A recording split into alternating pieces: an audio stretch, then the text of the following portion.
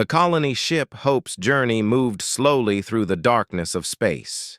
Inside, 3,000 people slept in cryopods, dreaming of their new home. They were heading to a planet called New Terra, a world where they could start fresh. Among them was Kang Hyun, a man who had served in Earth's Special Forces for 15 years before retiring. He wanted peace now. He wanted to forget the wars he had fought. The attack came without warning. Massive alien warships appeared from nowhere, surrounding the colony ship like wolves circling prey. Their hulls were dark red, covered in strange symbols that glowed with purple light. The Hope's journey had only basic shields and 2 small defense guns. It was not a warship. It was a home for families. Captain Reynolds tried to send a distress signal back to Earth, but the aliens jammed all communications. He tried to run, but their engines were too slow. The alien ships fired once, and the Hope's journey went dark. Life support stayed on, but everything else died. Hyun woke from cryo-sleep to the sound of screaming. Emergency lights painted everything red. He pulled himself out of his pod and immediately assessed the situation. Years of training took over. Other people were panicking, crying, asking what was happening. Hyun stayed silent and looked for weapons. There were none. This was a colony ship, not a military vessel. The aliens boarded through the cargo bay. They were tall, almost 7 feet, with scales like reptiles and eyes that glowed yellow in the dark.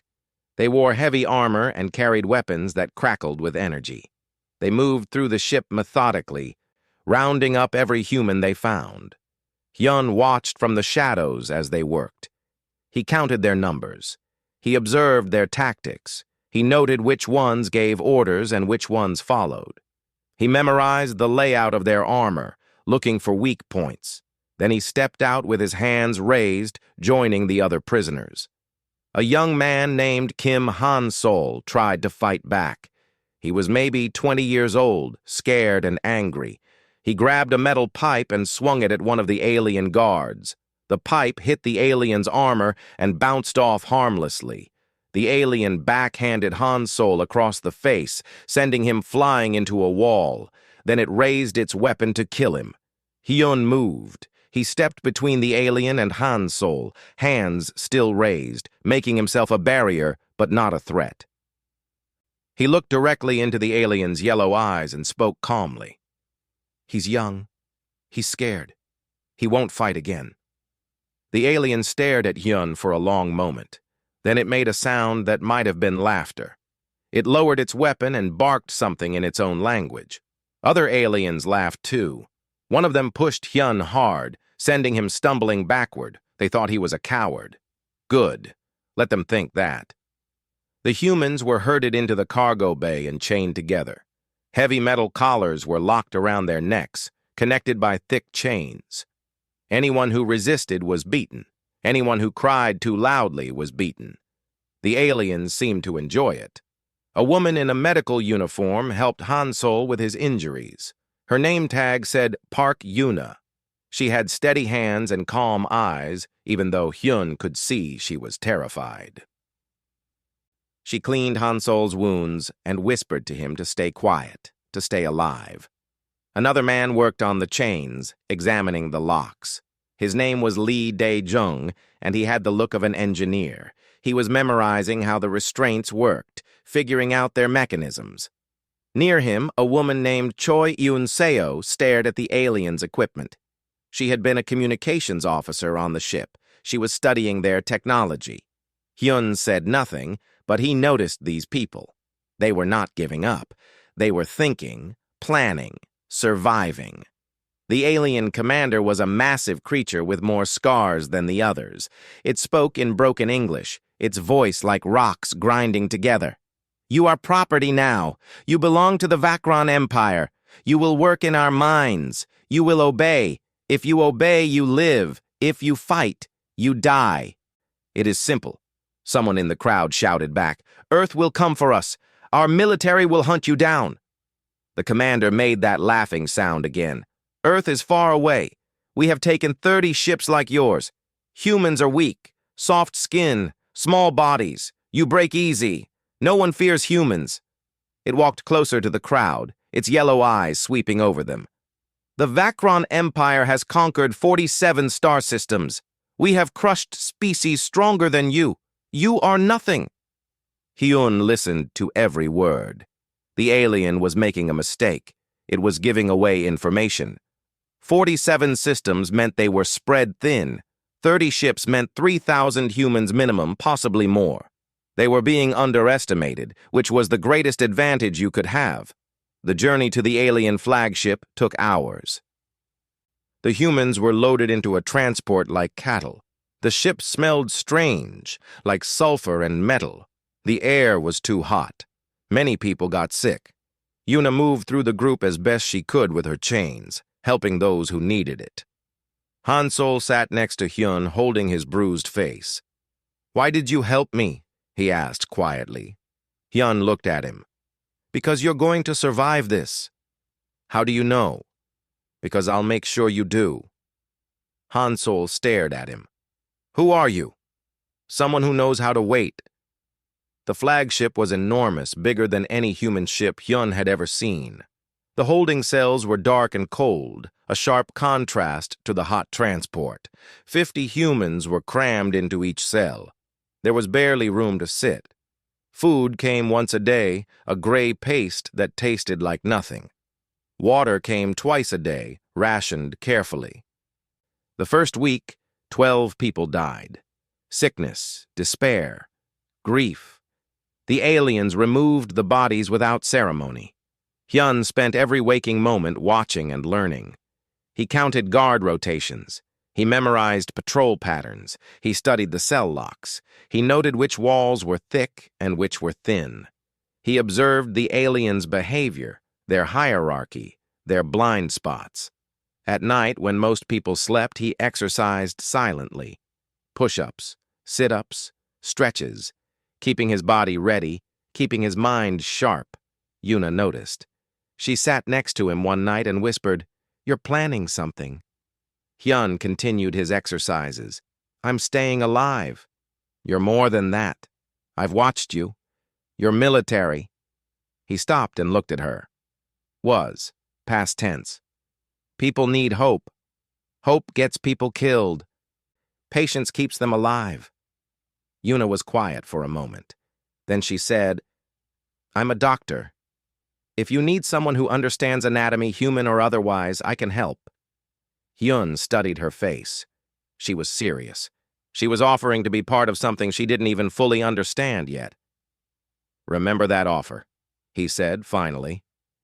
"I'll need it soon." 3 months passed.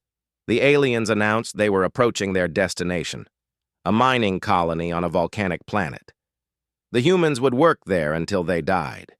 It was that simple. But Hyun had watched and waited long enough. He had identified the people he needed. He had learned the aliens' weaknesses. He had memorized every detail of their ship, their weapons, their arrogance. As they descended toward the hell that awaited them, Hyun made his decision. The aliens thought humans were weak. They thought fear would keep them controlled. They were wrong. Kang Hyun had spent 15 years learning how to be a weapon. He had retired seeking peace, but peace was no longer an option. These aliens had made a fatal mistake. They had confused mercy with weakness. They had mistaken humanity's preference for peace as an inability to wage war. They were about to learn the difference. The Reaper was about to wake up. The planet's name was Epsilon Tertius, and it was a vision of hell. Volcanoes dotted the surface, spewing ash into a yellow sky. The heat was unbearable. The air smelled like rotten eggs from the sulfur. The mining complex sat in the shadow of the largest volcano, a sprawling facility built into the black rock. The humans were processed like cargo. Their collars were tagged with numbers. They were given gray uniforms that offered no protection from the heat. They were shown to their barracks, long metal buildings with hundreds of beds and no privacy. Then they were taken to the mines. The work was brutal. 16 hours a day, they dug into the volcanic rock with heavy tools, extracting a blue crystal that the Vacron used for their ships. The crystals were valuable, which meant the aliens pushed the workers harder. Rest breaks lasted 5 minutes. Food was the same gray paste from the ship. Water was rationed even more carefully than before. People died every day. The heat killed them. Exhaustion killed them. Accidents killed them. The Vacron guards watched with cold eyes and did nothing. When someone collapsed, they dragged the body away and brought in a replacement worker. There were always more humans.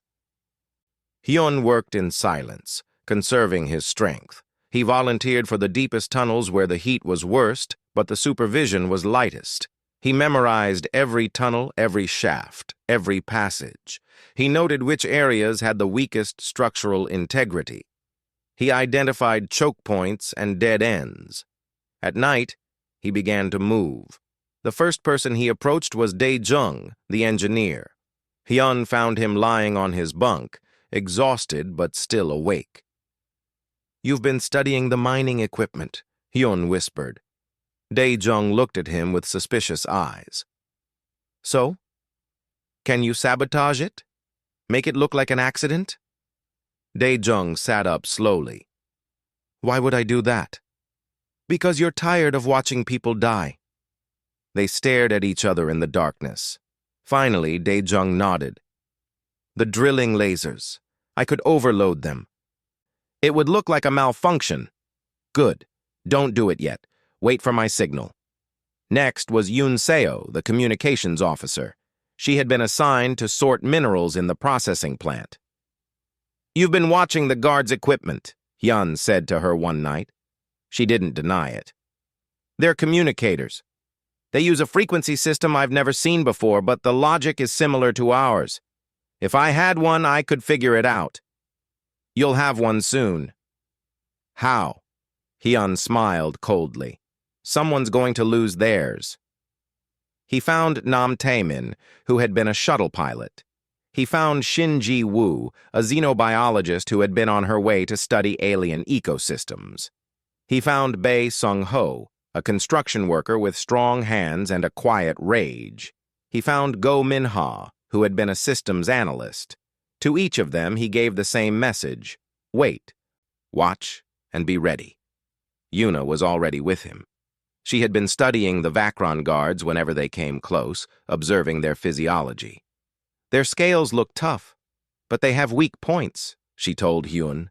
"The joints where the scales meet, the throat, the eyes, obviously, and I've noticed they seem sensitive to certain sounds. High-pitched frequencies make them uncomfortable." "How did you notice that?" "One of the mining drills makes a specific noise. The guards always move away from it." Hyun filed that information away. Every detail mattered. 3 months into their captivity, Hyun made his first move. He had been watching one particular guard, a Vacron named Thelk, who liked to wander the deep tunnels alone. Thelk thought he was safe there. He thought the humans were too weak to be a threat. He was wrong. Hyun followed him into a side tunnel during a shift change when no one else was around. Thelk didn't hear him coming. Hyun had learned to move silently on volcanic rock. He struck from behind, using a sharp piece of crystal as a weapon. He knew exactly where to strike, thanks to Yuna's observations. Thelk went down without a sound. Hyun took his communicator, his weapon, and his access key. Then he hid the body in a collapsed section of tunnel where it wouldn't be found for days. He brought the items to his team. Yoon Seo took the communicator and began studying it immediately. Dae-jung examined the weapon, understanding its energy cell system. Hyun kept the access key. The next morning, when Thelk didn't report for duty, the other guards assumed he had gotten drunk and was sleeping it off. The Vacron had discipline problems of their own. 2 days later, Hyun killed again. Another guard in another tunnel. This time, he left the body where it would be found. On the wall next to the corpse, using the guard's own blood, he drew a simple symbol, a curved blade. When the Vacron found the body, chaos spread through the guard ranks. They searched the tunnels but found nothing. They questioned the humans, but everyone claimed ignorance. How could weak, exhausted slaves kill a trained Vakron warrior? It was impossible. 3 days later, a third guard vanished.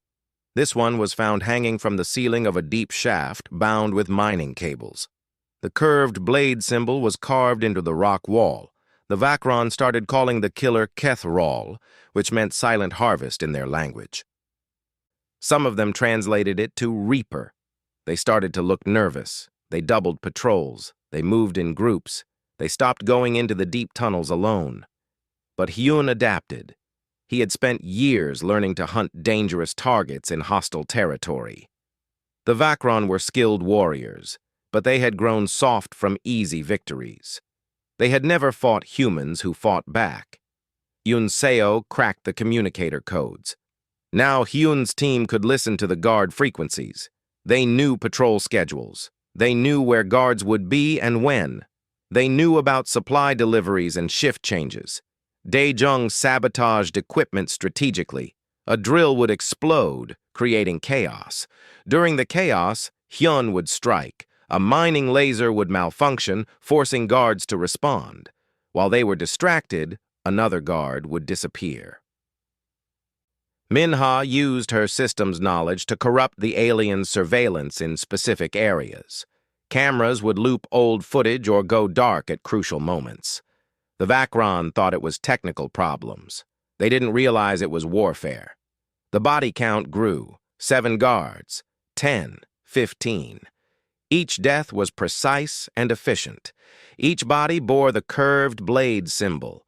The Reaper was becoming a legend, a ghost story that the Vakron told each other in frightened whispers. The human prisoners noticed the change. The guards were afraid now. They were making mistakes. They were looking over their shoulders. And the humans started to hope. Hansol approached Hyun one night.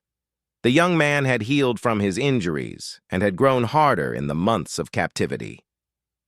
"Teach me," he said simply. "Teach you what?" "How to fight. How to survive. How to be like you."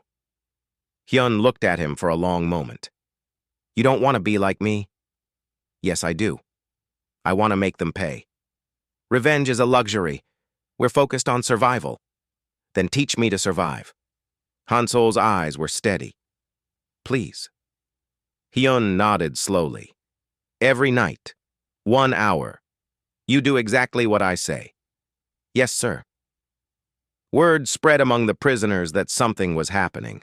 They didn't know the details, but they could feel the change.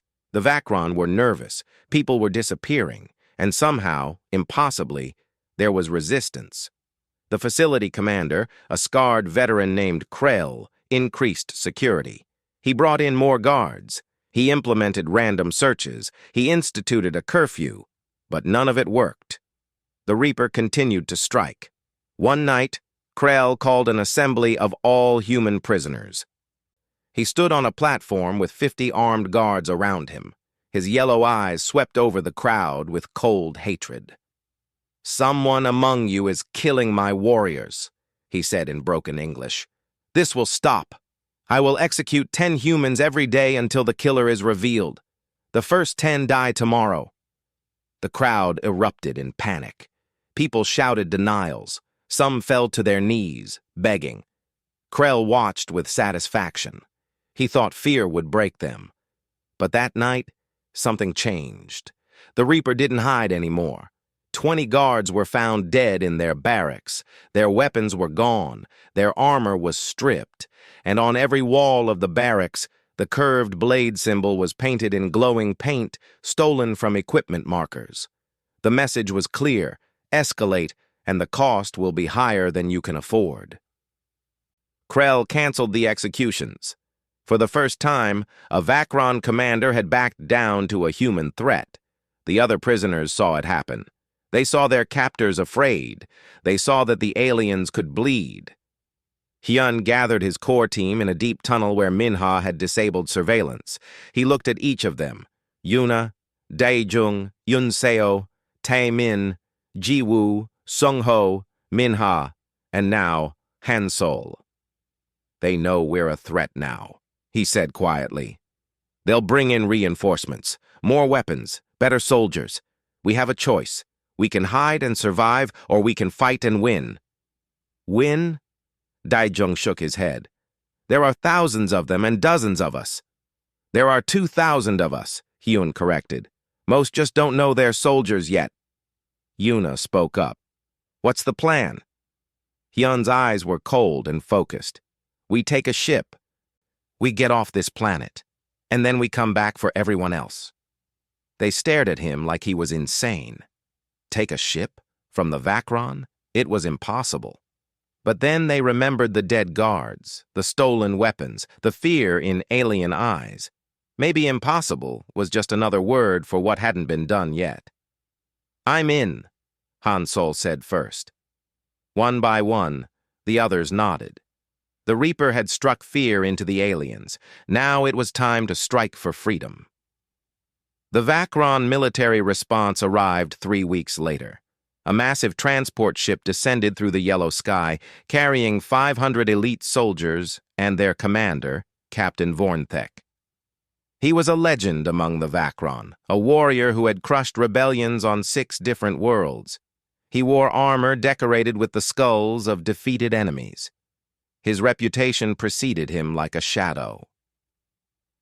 Vornthek's first act was to execute 20 human prisoners at random. He had them lined up in the courtyard while every other human was forced to watch. He walked down the line, looking each person in the eye, then shot them one by one. The bodies fell like broken dolls. This is what weakness earns, he announced to the crowd. This is what rebellion costs.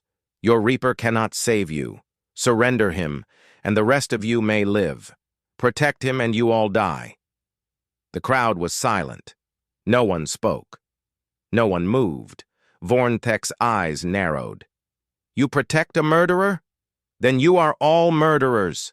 He raised his weapon to shoot into the crowd, but one of his officers stopped him. They spoke in their own language, harsh and guttural. Finally, Vornthek lowered his weapon. You have 1 week, he said.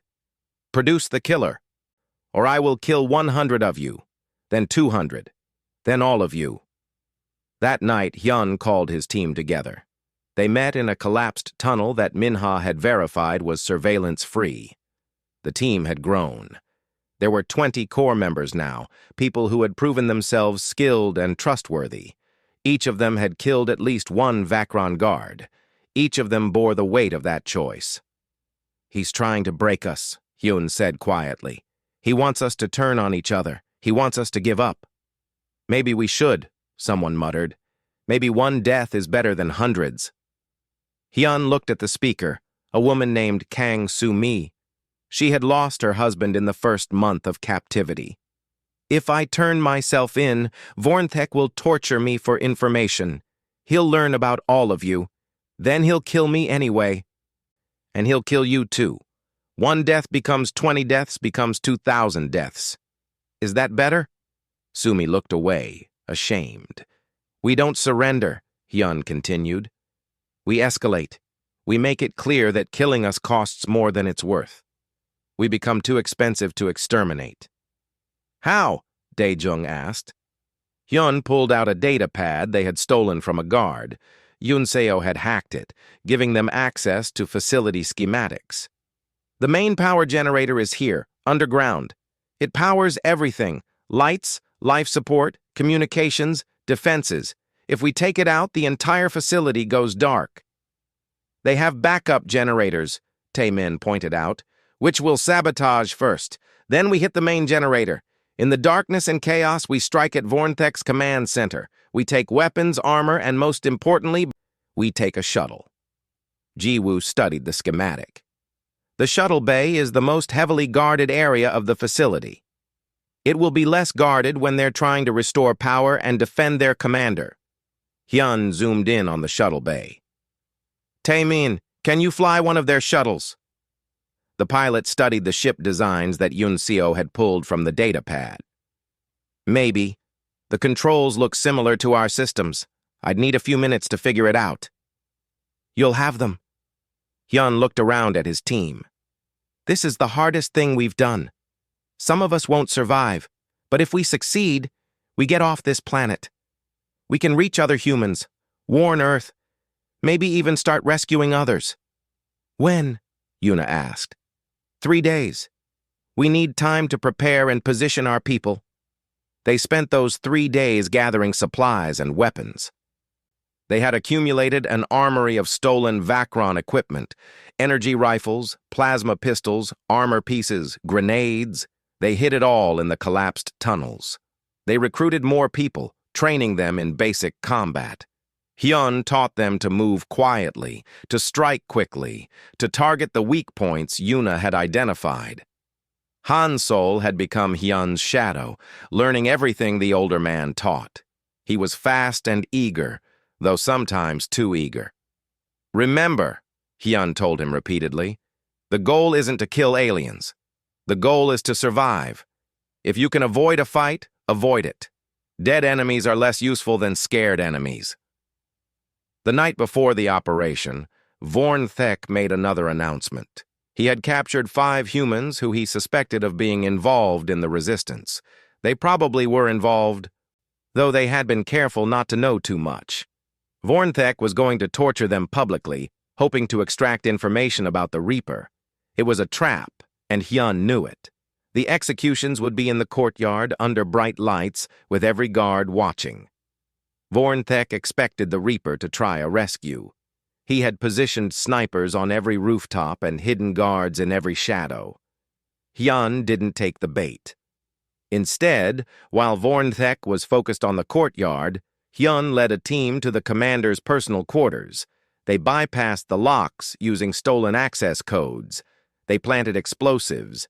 They rigged his weapons to backfire. They contaminated his air supply with a toxin Jiwoo had created from mining chemicals. It wouldn't kill him, but it would make him very sick.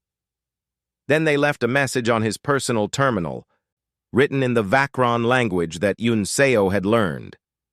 "You cannot trap what you cannot see. You cannot kill what is already dead. You cannot defeat what you do not understand. We are the harvest. We are the reaper."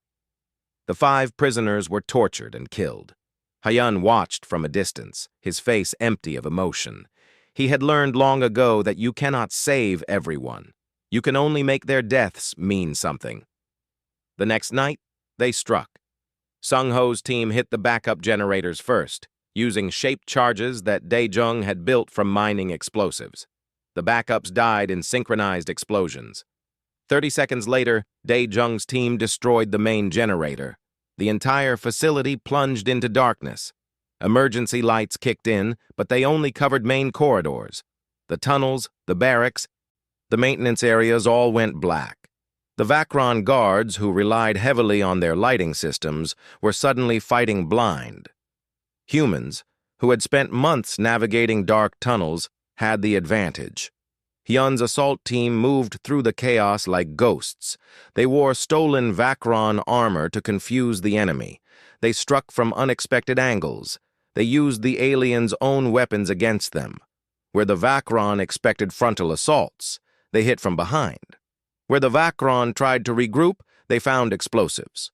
Vorn Thek's command center was a fortress, but every fortress has weaknesses. The ventilation system, for example. Jiwoo's team pumped smoke and chemical irritants through the vents. The guards inside started coughing, their eyes watering. When they stumbled out seeking fresh air, they ran into Hyun's ambush. The fight was brutal and quick. Hyun moved through the guards like a blade through water. He had trained for this for 15 years. These aliens were warriors, but they had never fought someone like him.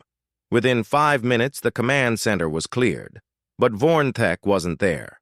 He had been in his quarters, sick from the poison Jiwoo had planted. He stumbled into the courtyard, furious and disoriented, rallying guards to him. Hyun made a decision. He could chase Vorn Thek, or he could secure the shuttle. The mission was escape, not revenge. "Go," he told Taemin.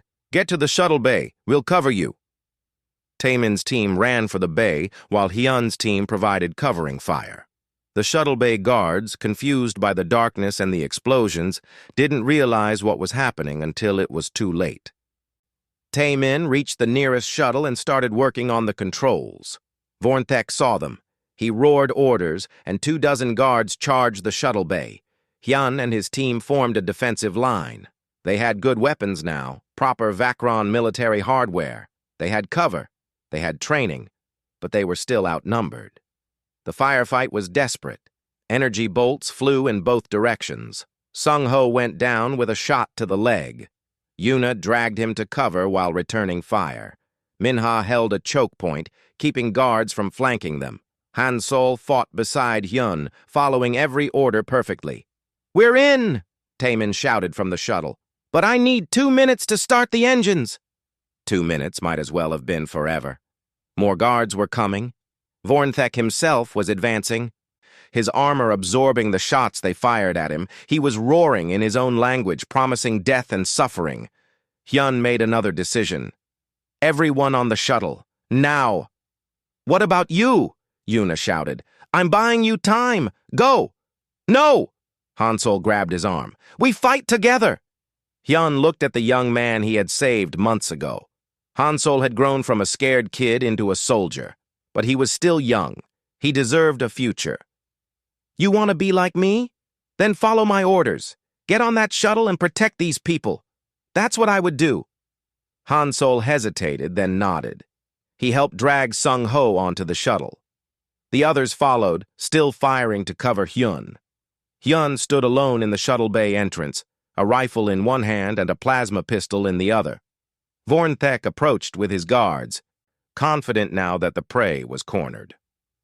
"You are the Reaper," Vornthek said, recognizing Hyun from his posture and presence. "You have killed many of my soldiers. I will enjoy ending you." Hyun smiled coldly. "You're welcome to try." Behind him, he heard the shuttle engines roar to life. Taemin was ready. Hyun fired both weapons, then dove through the shuttle door. "Go!" he shouted. Taemin lifted off as Vacron guards rushed the bay. Energy bolts hammered the shuttle's shields. One hit the engine, causing alarms to blare, but they were airborne and accelerating. Vornthek stood in the bay, watching them escape. His fortress was in ruins. His guards were scattered. The prisoners had taken a military shuttle and were escaping into the sky. He had failed. Inside the shuttle, Hyun collapsed against the wall, breathing hard. Yuna immediately checked him for injuries. "Are you insane?" she demanded. "You almost got yourself killed." "Almost doesn't count." Han-Sol sat across from him, shaking with adrenaline. "Where do we go now?" Hyun looked at his team. 23 humans in stolen armor with stolen weapons, fleeing in a stolen shuttle from a planet that was a prison. They had escaped, but they had left 2,000 people behind. The mission wasn't over. It had barely begun. "We hide," Hyun said. "We recover. We plan. And then we come back for everyone else." Taemin called from the cockpit. "We have Vacron fighters pursuing 3 ships, and we're damaged. I don't know if we can outrun them." Hyun pulled himself to his feet and moved to the cockpit. He studied the pursuing ships, the asteroid field ahead, and the shuttle's remaining capabilities. Then he smiled that cold smile again. "We don't outrun them," he said. "We make them regret chasing us." The asteroid field was dense and dangerous, full of spinning rocks and debris from some ancient collision. The 3 Vacron fighters followed the stolen shuttle into it, confident in their superior ships and pilots. They were making a mistake. Taemin flew like someone possessed, weaving between asteroids that would have crushed them if he miscalculated by even a meter. Hyun stood behind him, calling out obstacles that the damaged sensors couldn't detect. "Left, 3 degrees, now up, hard right." The Vacron fighters tried to follow, but they were flying combat ships built for open space warfare, not nimble shuttles. One of them clipped an asteroid and spun out of control, smashing into another rock and exploding into a ball of fire. "2 left," Taemin said through gritted teeth. "Take us deeper," Hyun ordered. "The shuttle can't take much more damage." Neither can they. They dove deeper into the field where the asteroids were thicker. One fighter stayed on their tail, firing constantly. Shots hit their shields, draining them rapidly. Alarms screamed warnings throughout the cabin. Hyun studied the asteroids ahead, calculating trajectories and timing. "See that large one at 10 o'clock? The one that's rotating?" "Yeah." "When I say now, you brake hard and dive. Understand?" Taemin nodded, trusting the older man completely. They flew straight at the rotating asteroid. The Vakron fighter behind them accelerated, thinking they had their prey cornered. At the last possible second, Hyun shouted, "Now!" Taemin hit the brakes and dove. The shuttle's damaged engines screamed in protest, but they dropped beneath the asteroid. The Vakron fighter, moving too fast to adjust, flew straight into the rock. The explosion lit up the asteroid field like a second sun. The final fighter broke off pursuit, apparently deciding that chasing suicidal humans wasn't worth dying for. They drifted in the asteroid field for 3 hours, making emergency repairs and staying hidden from sensors. Dae-jung worked miracles with the damaged engine using spare parts from the shuttle's cargo. Yuna treated injuries. Everyone was exhausted, hurt, and running on adrenaline and fear. But they were alive, and they were free. "What now?" Yunseo asked the question everyone was thinking. Hyun had been studying the shuttle's star charts. "There's a dead space station in the next system. Old Vakron military base that was abandoned 20 years ago, according to these records. We can hide there while we figure out our next move." "Shouldn't we try to contact Earth?" Jiwoo suggested. "We're too far. A signal would take months to reach Earth, and by then the Vakron could trace it back to us. We need a better plan." The dead station was exactly that. Dead. No power, no life support, no signs of recent activity. But it had atmosphere in some sections and enough structure to hide their shuttle. They docked carefully and began exploring. The station was massive, designed to house thousands of Vakron soldiers. Now it was a ghost town floating in space. But it had supplies, old rations that were still edible, medical equipment, and most importantly, weapons. Lots of weapons. They set up a base in the old command center. Dae-jung got auxiliary power running. Minha accessed the station's old computer systems, finding maps and records of Vakron military operations. What she discovered changed everything. "There are 17 prison facilities like Epsilon Tertius," she told the group, "all holding humans. Thousands of them, maybe tens of thousands. And look at this." She pulled up a star chart showing Vakron territory. The facilities are spread out, but there are supply routes connecting them. Ships travel between them on regular schedules. Hyun studied the map, his mind working. Supply ships, lightly armed, predictable routes. "We can't fight the entire Vakron military," Yuna protested. "We don't have to. We hit the supply ships, take their cargo, their weapons, their information. We free prisoners one facility at a time. We build an army." "An army?" Dae-jung shook his head. "We're 23 people with one damaged shuttle. For now." Hyun pointed to the map. "In 1 week, a supply ship passes through this system. It's carrying weapons and equipment to 3 different facilities. We take that ship. We suddenly have resources and another vessel. We take the next ship. We have more. Each victory makes us stronger." Han Sol was nodding, understanding the strategy. "We're not trying to destroy the Vakron Empire. We're just making it too expensive for them to keep humans as slaves." Exactly. They spent the next week preparing. They practiced boarding actions in the station's docking bays. They studied Vakron military protocols. They planned every detail of their first interception. The supply ship arrived on schedule, fat and slow and unsuspecting. Taemin positioned their shuttle to look like a damaged vessel drifting in space, broadcasting a false distress signal. The supply ship, following protocols, approached to investigate. When they were close enough, Hyun's team struck. They cut through the hull with boarding charges and poured into the ship. The crew of 20 Vakron soldiers never had a chance. Half of them died in the first 30 seconds. The rest surrendered when they realized they were fighting humans who moved with military precision. The cargo hold was full of weapons, armor, medical supplies, and food. There were also data cores containing information about other facilities, guard numbers, and security procedures. It was a treasure trove. More importantly, they now had 2 ships. Over the next 3 months, they hit 5 more supply ships. Their fleet grew. Their team grew as they rescued small groups of humans from transport vessels. Their reputation grew as stories of the Reaper spread through Vakron space. The Vakron Empire started calling them Kethral's Ghost Fleet. Some said it was led by a demon, others said it was a human who couldn't be killed. The truth was simpler but more frightening. It was led by someone who understood warfare better than they did. Their first major target was a small prison facility on a moon called Krev 3. It held 300 humans and only 50 guards. Hyun spent 2 weeks planning the assault, studying every detail. They struck at night, when the moon's rotation put the facility in shadow.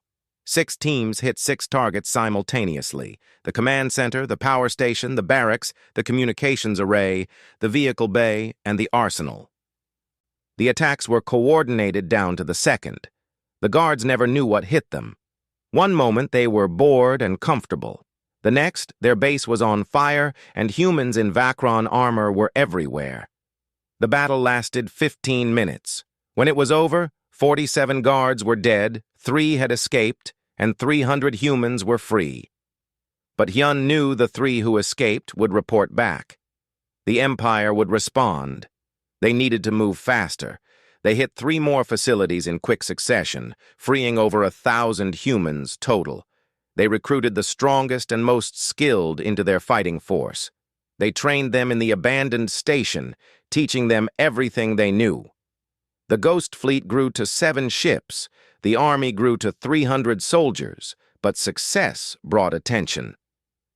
The Vakron Military Command recognized the threat. They sent the Grand Armada, 300 warships led by Supreme Commander Carvex, to hunt down and destroy the human resistance once and for all. Yoon Seo detected the armada when it was still 2 days away. She called Hyun to the command center, her face pale. "We can't fight that. We need to run." Hyun studied the display showing the massive fleet approaching. 300 warships against their 7 small ships. The math was brutal and clear. "Where would we run? They'll chase us wherever we go. And even if we escape, what about the humans still in prison facilities? We abandon them? What choice do we have?" Hyun was quiet for a long moment, thinking. Then he smiled that cold smile. "We don't fight them head-on. We fight smart. Call everyone to the briefing room. I have a plan." An hour later, Hyun stood before his expanded command staff. They looked at him with trust born from months of impossible victories. He pointed to the star chart. "The Vakron are coming with overwhelming force. They expect us to either run or die. We're going to do neither. We're going to hurt them so badly that they'll wish they'd left us alone." He zoomed in on the map, showing a nebula cloud between their position and the approaching armada. "This is the Corvus Nebula. It's thick with radiation and interference. Sensors don't work well there. We're going to lead them in, split their fleet up, and pick them apart." "We can't destroy 300 ships," someone protested. "We don't need to. We just need to make it cost more than they're willing to pay. But we'll need help." Over the next 2 days, Hyun sent encrypted messages to every species in Vakron space that had suffered under their rule. The messages were simple. "The humans are fighting back. Join us or stay slaves forever." Some species ignored the message. Some thought it was a trap. But some responded. The Kryn, who had been conquered 50 years ago, sent 3 warships. The Volothian Collective sent intelligence about Vakron fleet movements. The Moth people of Andara Prime sent engineers to help upgrade the human ships. It wasn't much, but it was something. It was the beginning of a coalition. As the Grand Armada approached, Hyun made one more move. He sent a message directly to Earth. knowing it would take months to arrive. The message was simple. This is Kang Hyun of the colony ship Hope's Journey. We were captured by the Vakron Empire. We fought back. We're still fighting. If this message reaches you, send help. But know this, we won't stop fighting whether you come or not. Humanity doesn't surrender. Then he gathered his fleet and prepared for the battle that would decide everything. The Ghost Fleet moved toward the nebula, small ships against an empire's armada. They were outnumbered, outgunned, and outpositioned. But they were human, and humans had a history of winning fights they shouldn't have won. Hyun stood on the bridge of his flagship, looking at his crew. Han Sol at weapons, Tai Min at the helm, Yoon Seo at communications, Yuna coordinating medical teams, Dai Jung managing engineering, all of them watching him, waiting for orders. "Everyone ready?" he asked quietly. They nodded. "Then let's show the galaxy what humans can do." The Corvus Nebula glowed with purple and green radiation, a massive cloud of gas and energy that stretched across millions of kilometers. The Ghost Fleet entered it slowly, trailing sensor signals that made them look like a larger force than they were. Behind them, the Grand Armada followed, confident and aggressive. Supreme Commander Carvex stood on the bridge of his flagship, the Endless Victory. He was ancient by Vakron standards, a warrior who had fought in 50 campaigns and never lost. He saw the human fleet ahead, small ships fleeing into the nebula like frightened animals. "They run," he said with satisfaction. "As expected. Send in battle groups 3 through 7. Surround them. No survivors." What Carvex didn't know was that Daejung had spent weeks modifying their ships. The engines now ran quieter. The hulls were coated with materials that absorbed sensor sweeps. In the radiation-thick nebula, the human ships could hide. The Vakron ships, designed for open space combat, were operating blind. Battle Group 3 entered the nebula first. 40 warships in tight formation. They spread out, searching for the humans. What they found instead was carefully placed mines, built from stolen Vakron explosives and triggered remotely. 6 ships died in the first explosion. 8 more were damaged. The formation broke apart as ships tried to avoid more mines. That's when Hyun's fleet struck from the clouds, firing at close range where the radiation prevented effective targeting solutions. They hit damaged ships, crippling engines and weapons, then vanished back into the nebula before the Vakron could respond effectively. Battle Group 3 called for help. Battle Groups 4 and 5 rushed in to support them. Now 90 ships were in the nebula, spread out and confused. The humans struck again, this time from 3 different directions simultaneously. The Vakron fired wildly, sometimes hitting each other in the chaos. On the Endless Victory, Carvex watched his carefully organized fleet fall into disorder. Withdraw battle groups 3 through 5, reform outside the nebula. But withdrawing under fire was harder than advancing. The humans harassed them constantly, picking off stragglers and damaged vessels. When the Vakron finally escaped the nebula, they had lost 23 ships and accomplished nothing. Carvex stared at the tactical display, fury rising in his chest. They fight like cowards, hiding, striking from shadows. This is not honorable warfare. His second-in-command, a younger warrior named Tovrak, spoke carefully. "Perhaps honor is not their goal, Commander. Perhaps survival is. Then they will learn that survival is not enough against the might of the Vakron Empire." Carvex ordered a different approach. "We surround the nebula, blockade every exit point. They will run out of supplies eventually. Then we will crush them." It was a good strategy. It should have worked. But Carvex didn't know that the humans had hidden supply caches throughout the nebula over the past weeks. They could last for months if needed, and Hyun had no intention of waiting months. On the 3rd day of the blockade, something unexpected happened. A wormhole opened at the edge of the system, and ships began emerging. Human ships, an entire fleet from Earth, led by Admiral Park Subin aboard the carrier New Seoul.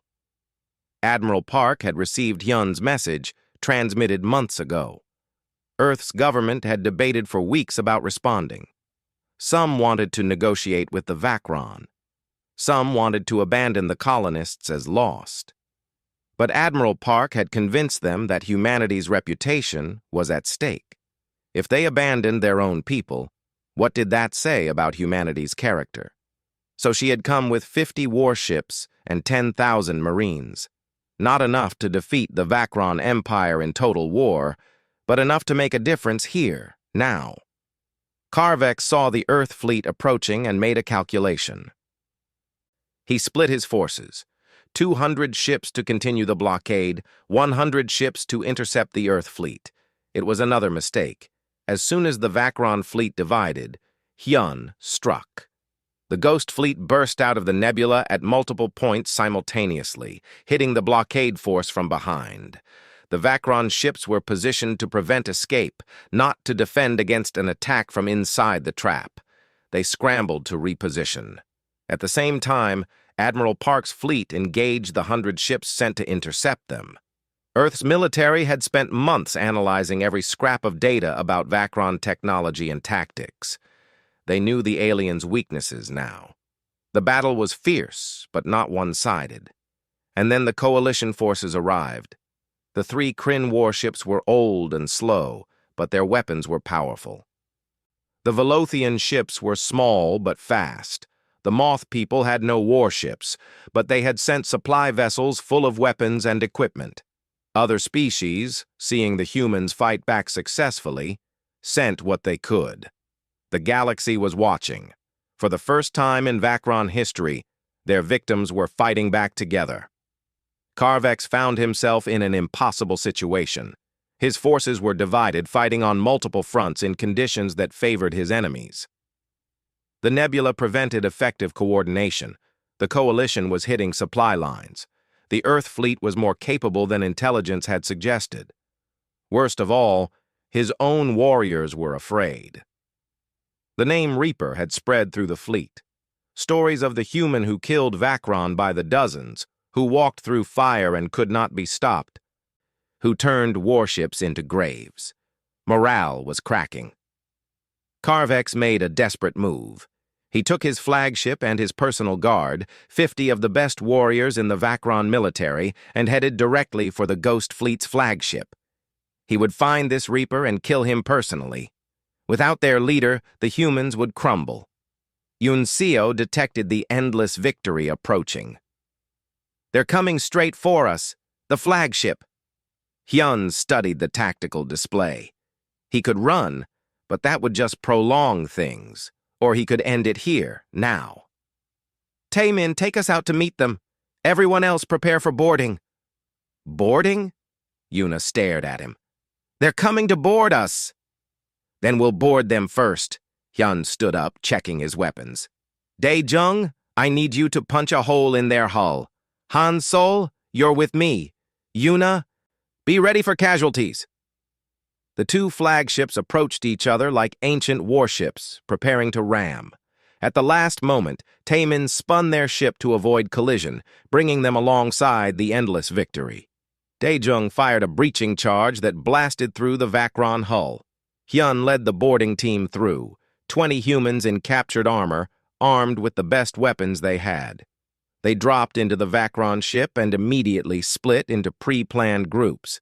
They moved with the precision of Special Forces operatives because half of them were. The others had been trained by the best. The Vakron guards expected to fight desperate humans. Instead, they faced organized soldiers who knew exactly what they were doing. The humans used the ship's layout against the defenders, forcing the Vakron into kill zones and bottlenecks. Karvex heard the fighting getting closer to the bridge. He dismissed his honor guard, keeping only 5 warriors with him. He wanted to face the Reaper alone. Hyun reached the bridge 10 minutes later. His armor was scorched and dented. One arm was wounded but still functional. He was covered in alien blood. Behind him, Han Sol and 2 other humans secured the corridor. Karvex stood in the center of his bridge. weapons ready, staring at the human who had humiliated the Vacron Empire. "You are Kethrall, the Reaper." "I'm just a soldier," Hyun replied calmly. "You made me into something else. You have killed thousands of Vacron warriors, destroyed dozens of ships, led a rebellion that threatens our entire empire, and you claim to be just a soldier? I was a man who wanted peace. You took that from me. So I gave you war." They fought. Not a quick battle, but a long, brutal confrontation. Carvex was stronger and had better armor, but Hyun was faster, more skilled, and had nothing left to lose. They traded blows, each looking for an opening, each respecting the other's ability. Finally, Hyun found his moment. Carvex overextended on a strike, and Hyun slipped inside his guard.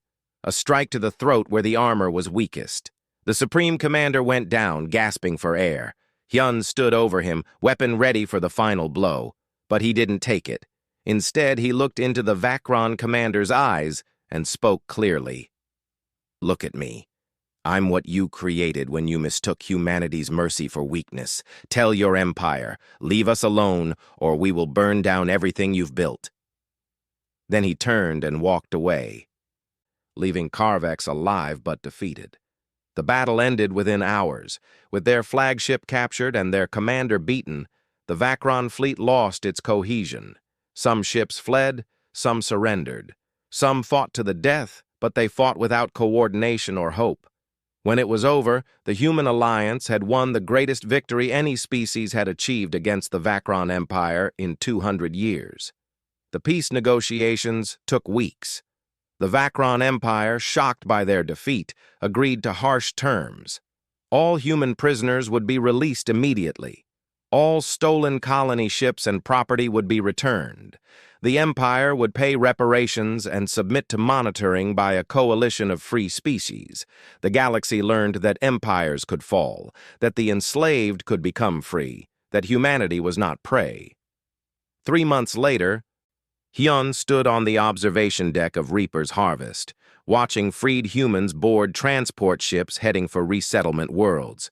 Some were going to Earth, some were starting new colonies, this time with proper military protection. All of them were free. Yuna joined him, looking at the scene. "We did it. Everyone said it was impossible, but we did it. We survived. That's all we did. Don't minimize it. You led a resistance that freed thousands of people and broke an empire's reputation." Hyun was quiet for a moment. "I was a soldier who wanted to stop being a soldier. Then they forced me to become one again. I don't know if I can stop now." "Maybe you don't have to stop. Maybe you just have to find new battles worth fighting." She pointed to the freed prisoners. "There are other species still enslaved. Other empires that need to learn the same lesson." Han Sol approached them, now wearing the uniform of the Free Fleet's officer corps. He had grown from a frightened young man into a capable warrior and leader. "Sir, Admiral Park is asking for you. The Coalition wants to form a permanent defense force. They want you to lead it." Hyun looked at his reflection in the window. A year ago, he had been a tired soldier seeking peace. Now he was a legend, a symbol of resistance against tyranny, the Reaper. He had never wanted that name, but he had earned it. "Tell the Admiral I'll consider it," he said finally. "But first I need to do something." He made his way to the medical bay where former prisoners were recovering. He spent hours there talking to them, learning their names, hearing their stories. These were the people he had fought for. Real people with real lives, not just tactical objectives. In the evening, he gathered his core team in the common room. Yuna, Dai Jung, Eon Seo, Tai Min, Ji Woo, Sung Ho, Min Ha, Han Sol, and all the others who had been with him from the beginning. They had started as prisoners and become liberators. "We've accomplished something incredible," Hyun told them. "We fought when we shouldn't have won. We survived when we should have died. We freed ourselves and thousands of others. But the mission isn't over. There are still people in chains, still empires that think they can take what they want, still those who mistake mercy for weakness. He looked at each of them in turn. I'm going to keep fighting, not because I love war, but because I love peace enough to fight for it. Anyone who wants to go home, go with my blessing. Anyone who wants to join me, you're welcome. No one left. Every single person in that room chose to stay. The next morning, Kang Hyun stood on the bridge of his flagship as it prepared to depart. The Reaper's Harvest had a new mission: to patrol the borders of human space, to protect those who couldn't protect themselves, to remind the galaxy that humanity would never again be easy prey. Admiral Park's face appeared on the view screen. Captain Hyun, you've been granted full authority by the Coalition to operate as you see fit. Your mission is to ensure no species suffers what humanity suffered. How does that sound? Hyun thought about it. A year ago, he would have hated this responsibility. Now he understood it was necessary. It sounds like work that needs doing. One more thing.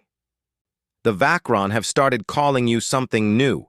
Not Kethrall anymore. They're calling you the Reaper of Justice. Apparently, leaving Carvex alive made an impression. They're saying you're not just a killer, but someone who judges whether they deserve death or mercy. Hyun almost smiled. That's not what I was trying to do. Maybe not, but that's what you became. Admiral Park saluted. Good hunting, Captain. As the flagship began to move, Hyun looked at the stars ahead. Somewhere out there, people were suffering. Somewhere, tyrants thought themselves untouchable. Somewhere, the weak were being preyed upon by the strong. But now they had something they didn't have before. They had hope. They had proof that resistance could succeed. They had the story of humans who were tied and silent until they weren't. The Reaper had struck fear among the aliens. Now he would bring hope to the oppressed. The Ghost Fleet sailed into the darkness, and the galaxy watched with new understanding. Humanity had been tested and found to be made of stronger stuff than anyone had imagined. They had been pushed to the edge of extinction and had pushed back hard enough to shake an empire. The message was clear. Attack humanity at your own risk. Enslave them at your peril. Underestimate them at your doom. Because humans fight hardest when they have everything to lose and nothing left to fear. And Kang Hyun, the soldier who wanted peace, had shown the galaxy what that looked like.